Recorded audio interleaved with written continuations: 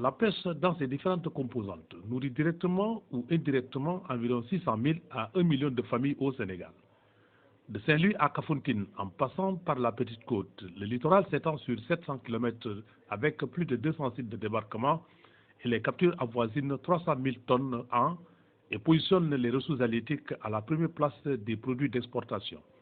Le bateau scientifique ITAF-DEM assure la surveillance et l'évaluation des espèces. Le navire ITAF-DEM est utilisé dans le cadre des évaluations directes de la ressource. Vous savez, les évaluations de la ressource halieutique, des stocks halieutiques sont réalisées à travers deux méthodes. Des méthodes indirectes à travers la collecte des statistiques de pêche et une méthode qui est directe, qui utilise le navire de recherche. Après 5 ans de navigation ou d'activité dans les eaux sénégalaises et de la sous-région, ITAF-DEM est en carénage pour une révision technique. Le secrétaire général de l'ISRA, le docteur Mbaye Diop, à la tête d'une délégation, a visité le chantier naval. Nous sommes venus aujourd'hui visiter le navire ITAF-DEM de l'Institut sénégalais de recherche agricole que l'on partage avec le ministère des Pêches et de l'économie maritime.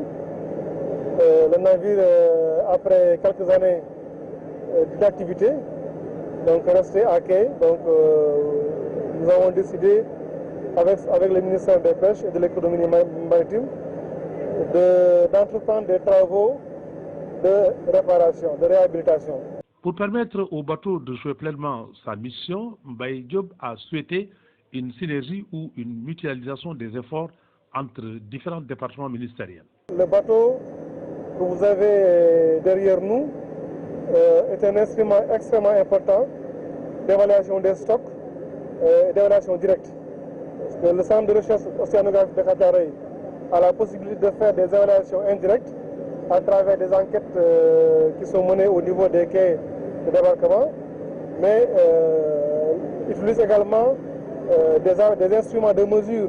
Au cours de la visite, le secrétaire général a échangé avec les membres de l'équipage sur certains aspects et il les a chaleureusement félicités au nom du directeur général de l'ISRA. Ces deux ministères qui ont compris qu'il faut qu'ils travaillent ensemble dans la gestion des ressources halieutiques.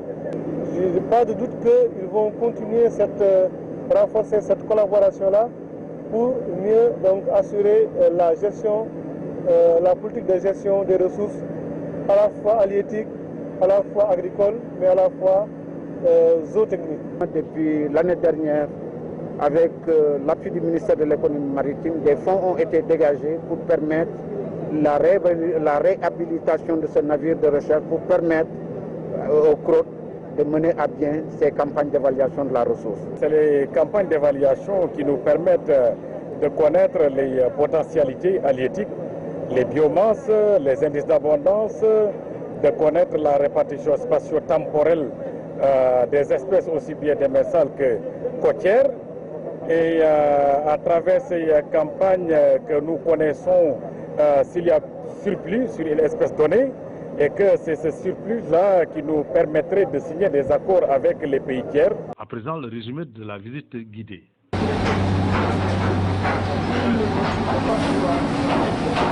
Faites attention, ici, c'est pour avoir un aperçu. Vous pouvez venir voir ici. La cabine scientifique numéro 4 et ainsi de suite. 4, 3, 2, 1. Question, je suis ouvert à... Les travaux avancent à grands pas et le bateau sera remis à flot dans une vingtaine de jours, voire un mois selon le capitaine.